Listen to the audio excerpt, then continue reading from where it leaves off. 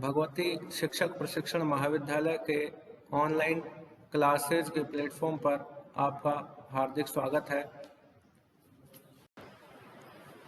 मैं विपिन बिहारी शर्मा, सहायक आचार्य, आज आपके लिए कक्षा में लेकर आया हूँ एमएड चतुर्थ सेमेस्टर के विषय मापन और मूल्यांकन के अंतर्गत प्रकरण मापन, जिसका आज हम विस्तार से अध्ययन करेंगे। मापन का प्रत्यय। आज का युग विज्ञान का युग है। अधिकांश बहुत सी वस्तुएं मापन पर जीवित हैं। अंतरिक्ष यान के निर्माण में मापन का ध्यान न रखा जाए तो वह अंतरिक्ष में नहीं जा सकता। यदि हम अस्वस्थ हैं तो तुरंत तापमान में देखते हैं एवं रक्तचाप को देखते हैं। बच्चा पैदा होने पर उसका वजन, पैदा होने का समय तथा तापमान रिकॉर्ड किया जाता है। खाना बनाते समय मसालों की मात्रा निर्धारित करनी पड़ती है। दर्जी कपड़ों की सिलाई माप ले कर ही करता है। घड़ियाँ, थर्मामीटर, स्केल आदि प्रत्येक व्यक्ति के अभिन्न अंग बन गए हैं। जैसे सूर्य का उदय एवं अस्त होना, ग्रह एवं उपग्रहों का अपनी कक्षा में परिक्रमा करना, ऋतु परिवर्तन होना आदि। मापन का अर्थ है किसी अवलोकन को परिमाणात्मक रूप में बताना। जैसे भौतिक वस्तु की विशेषताओं और गुणों को परिमाणात्मक रूप में देने का मापन कहते हैं। किसी व्यक्ति के क्या गुण है यह हमें मापन ही देता है। जैसे राम अंग्रेजी में प्रभावशाली ढंग से बोलता है तथा मोहन हिंदी में कुछ नहीं जानता। यह सभी मानसिक योग्यता की जानकारी मापन के क्षेत्र में आती है। प्रत्येक मापन के लिए दो प्रकार का ज्ञान आवश्यक है। किसी गुण या विशेषता को मापना, मापने का उपयुक्त ढंग। भौतिक मापन की तुलना में शैक्षिक मापन कहीं अधिक जटिल होता है। भौतिक मापन में हमारा आधार बिंदु शून्य होता है। इसका मान, स्थान, समय एक जैसा होता है, जबकि शैक्षिक मापन इतना वस्तुनिष्ठ, सही और सुनिश्चित नहीं होता।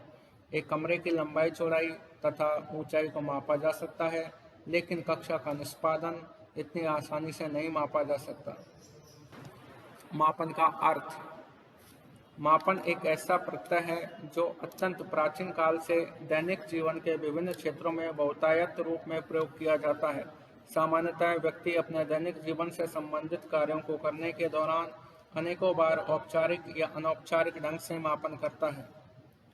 जैसे वस्त्र विक्रेता कपड़ा नापता है, ग्वाला दूध नापता है, फल विक्रेता फल तोलता है, डॉक्टर शरीर का तापमान मापता है। ये सभी मापन के उदाहरण हैं। यद्यपि इन सभी में मीटर, लीटर, किलोग्राम तथा थर्मामीटर जैसे किसी मानक साधन की आवश्यकता होती है, परंतु मानव जीवन के कुछ ऐसे क्षेत्र भी हैं जहां बिना किसी मानक साधन के भी मापन हो सकता है। शिक्षा, मनोविज्ञान तथा सामाजिक विज्ञान के क्षेत्र में साक्षात्कार के द्वारा प्रतियोगियों को प्रथम, द्वितीय, तृतीय, चतुर्थ आदि क्रम प्रदान करना अथवा मानव व्यक्तित्व के आधार पर व्यक्तियों को कुछ वर्गों में विभाजित करना अथवा किसी गुण, विशेष, बुद्धि, योग्यता के आधार पर छात्रों को समूहों में बांटना आदि भी मापन के उदाहरण हैं। अंतर केवल मापन की यथार्थता का है। मापन के पहले उदाहरणों में ऐसे भौतिक चरों का मापन किया जा रहा था जिनके लिए मापन मानक साधन उपलब्ध थे, जिनके कारण प्राप्त परिणाम अधिक यथार्थ थे। जबकि बाद के उदाहरणों में ऐसे शैक्षिक, मनोवैज्ञानिक तथा सामाजिक चरों का मापन किया जा रहा है जिनके लिए मानक साधनों का अभाव रहता है, जिसके कारण प्राप्त परिणाम में त्रुटि की संभावना पहले की अपेक्षा अधिक पाई जा सकती है। आधुनिक युग का प्रत्येक वैज्ञानिक मापन की क्रिया में अधिक से अधिक शुद्धता लाने के लिए प्रयासरत है, चाहे उसका संबंध किसी भी विज्ञान से हो। मापन का आधार थॉर्नडाइक के इस कथन में निहित है कि जो कुछ भी अस्तित्व में है उसका अस्तित्व कुछ परिमाण में होता है।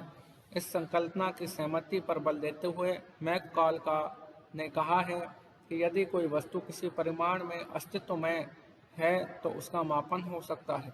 अब किसी वस्तु, प्राणी तथा क्रिया के किसी गुण को निश्चित शब्दों, चिन्हों अथवा इकाई अंकों में संक्षिप्त रूप में प्रकट किया जाता है।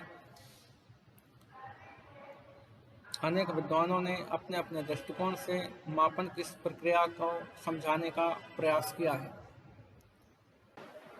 मापन की प्रमुख परिभाषाएं।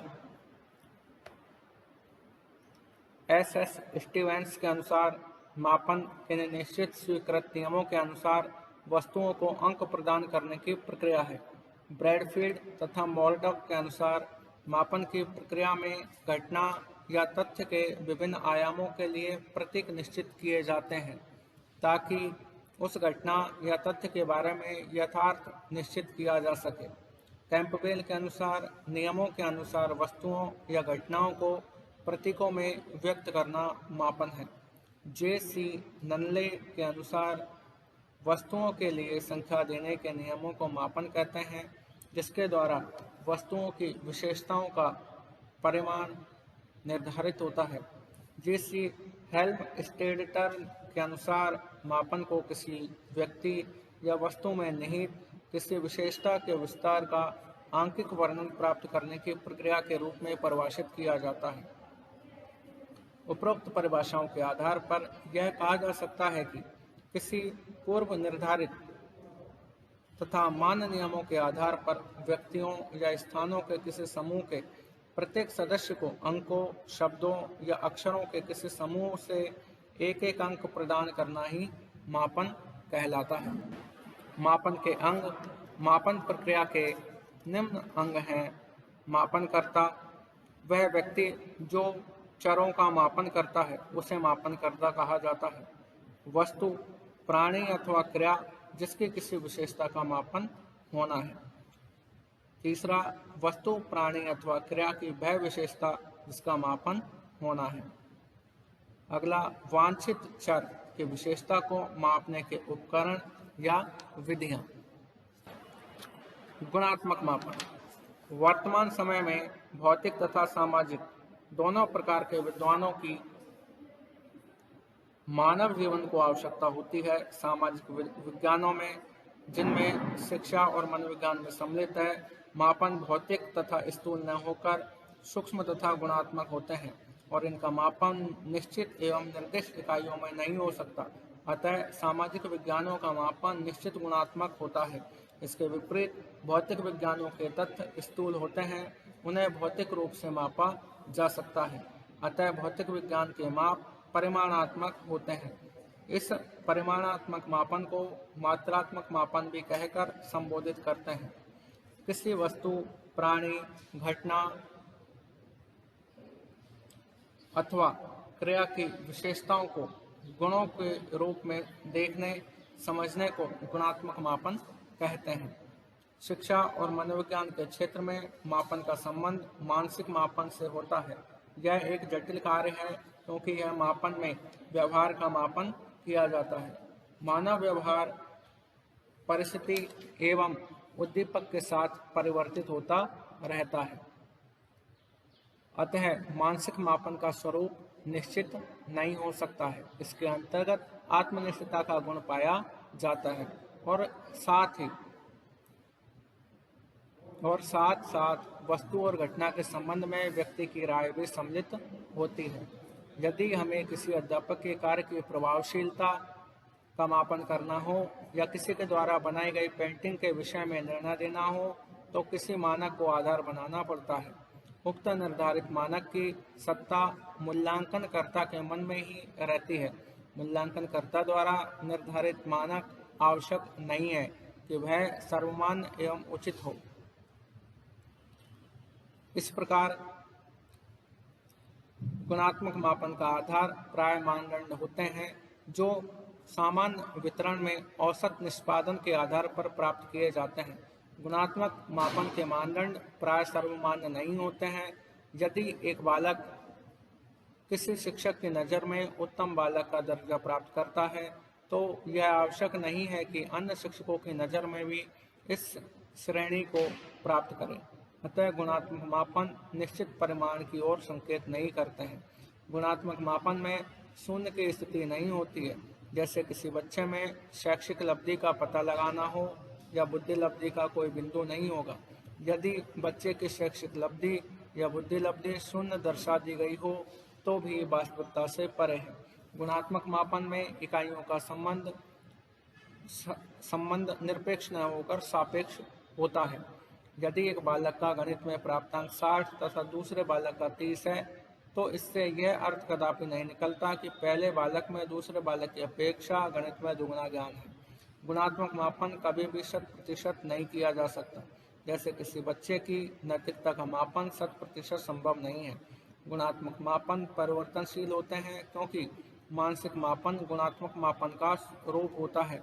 यह समय और परिस्थिति के अनुसार परिवर्तनशील होता है। परिमाणात्मक या मात्रात्मक मापन। परिमाणात्मक मापन का अर्थ भली भांति जानने हेतु परिमाण का अर्थ जानना आवश्यक होता है। परिमाण का अभिप्राय ऐसी कोई वस्तु जिसकी भौतिक जगत में सत्ता हो, जिसे देखा जा सके और उसकी उपस्थिति या अनुपस्थिति को अनुभूत किया जा सके। इस प्रकार भौतिक मापन को परिमाणात्मक मापन की संज्ञा दी जाती है। उदाहरण के रूप में दूरी, लंबाई, क्षेत्रफल, आयतन और भार इत्यादि समझ सकते हैं। परिमाण मापन की निम्न विशेषताएं हैं। परिमाणात्मक मापन का आधार सदैव इकाई अंक होते हैं। इकाई का अर्थ होता है शून्य बिंदु से ऊपर एक निश्चित मूल्य का होना। जैसे 12 फीट का तात्पर्य 0 से ऊपर 12 फीट। परिमाणात्मक मापन में प्रयुक्त यंत्र पर समान इकाइयां समान परिमाण को व्यक्त करते हैं। जैसे 1 मीटर पैमाने पर अंकित सेंटीमीटर बराबर दूरी पर होते हैं और 1 किलोमीटर के सभी मीटर समान दूरी पर होते हैं। परिमाणात्मक मापन की विवेचना की कोई विशेष आवश्यकता नहीं होती है, क्योंकि वह स्वयं में अर्थयुक्त होता है। परिमाणात्मक मापन में गणितीय संबंध पाया जाता है, क्योंकि वह इकाई पर आधारित होता है। परिमाणात्मक मापन 100% संभव है। जैसे किसी बालक का भार 100% इकाई में व्यक्त किया जा सकता है। परिमाणात्मक मापन स्थिर एवं निरपेक्ष रहता है। यह आत्मनिष्ठ न होकर वस्तुनिष्ठ होता है। मूल्यांकनकर्ताओं द्वारा निबंधात्मक प्रश्न के उत्तर के मूल्यांकन में विभिन्न अंक प्रदान किया जाता है, जबकि बोरे में रखी चावल की तौल चाहे जितने व्यक्ति तोले एक समान ही रहेगी।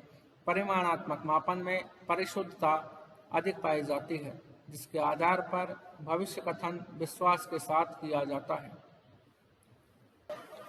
गुणात्मक और परिमाणात्मक मापन में अंतर। गुणात्मक मापन का शून्य से संबंध नहीं होता। यदि इसमें मूल्यांकनकर्ता द्वारा शून्य प्रदान भी कर दिया जाता है तो यह अर्थहीन होता है। किसी बालक की शैक्षिक उपलब्धि के मापन के क्रम में शून्य अंक प्रदान किया जाए तो इसका अर्थ कदापि नहीं है कि उस बालक की शैक्षिक उपलब्धि शून्य है, जबकि परिमाणात्मक मापन का आधार शून्य होता है। जैसे यदि किसी बालक का भार 50 किलो है तो इसका अर्थ है इसका शून्य से 50 किग्रा अधिक है। गुणात्मक मापन की इकाइयां पूर्ण निर्दिष्ट एवं निश्चित नहीं होती हैं, जबकि परिमाणात्मक मापन की इकाइयां पूर्ण निर्दिष्ट एवं निश्चित होती हैं। जैसे 6 मीटर और 7 मीटर में जो अंतर विद्यमान होता है वह 6 तथा 7 प्राप्तांक में नहीं है। गुणात्मक मापन 100% संभव नहीं है, जबकि परिमाणात्मक मापन 100% संभव होता है। जैसे बालक की रुचि का मापन 100% संभव नहीं है, जबकि बालक का भार 100% मापा जा सकता है। गुणात्मक मापन में दो विभिन्न मापों की परस्पर तुलना करना कठिन है, जबकि परिमाणात्मक मापन में यह कार्य आसानी से हो जाता है। उदाहरणार्थ, किसी विज्ञान की परीक्षा में 50 अंक प्राप्त करने वाले छात्र की विज्ञान में योग्यता 25 अंक प्राप्त करने वाले छात्र की विज्ञान में योग्यता का दुगना न होना, जबकि इसके विपरीत 50 किग्रा भार वाले बालक के भार 50 किग्रा वाले बच्चे के भार का दुगना होता है। गुणात्मक मापन के अर्थ स्पष्टीकरण हेतु विवेचना या व्याख्या की आवश्यकता होती है, जबकि परिमाणात्मक मापन अपने आप में पूर्ण होता है। अतः अर्थ स्पष्टीकरण हेतु विवेचना या व्याख्या की आवश्यकता नहीं। यदि किसी कपड़े की माप 5 मीटर है तो यह माप अपने आप में पूर्ण है, जबकि यदि किसी बालक की बुद्धि लब्धि 110 है तो अपने आप में पूर्ण नहीं है। गुणात्मक मापन में वस्तुनिष्ठता नहीं पाई जाती है क्योंकि ये आत्मनिष्ठ होते हैं, जबकि दूसरी ओर परिमाणात्मक मापन में वस्तुनिष्ठता पाई जाती है क्योंकि ये आत्मनिष्ठ नहीं होते हैं। यदि किसी बुद्धि लब्धि परीक्षण में किसी छात्र की बुद्धि लब्धि 100 प्राप्त होती है तो यह आवश्यक नहीं है कि दूसरे बुद्धि परीक्षण में भी बुद्धि लब्धि समान अंक प्राप्त हो। जबकि यदि किसी बालक का भार 50 किग्रा है तो पुनः बार बार मापने पर समान भार ही प्राप्त होगा। गुणात्मक मापन की अपेक्षा परिमाणात्मक मापन कम परिवर्तनशील होते हैं। आज हमने मापन के बारे में अध्ययन किया, जिसमें मापन की अवधारणा, उसका अर्थ, उसकी परिभाषाएं, उसकी प्रकृति, गुणात्मक मापन और मात्रात्मक मापन और उनके बीच पाए जाने वाले अंतर को स्पष्ट किया। मैं समझता हूँ कि आपको इस कक्षा से लाभ अवश्य प्राप्त हुआ होगा। बहुत बहुत धन्यवाद।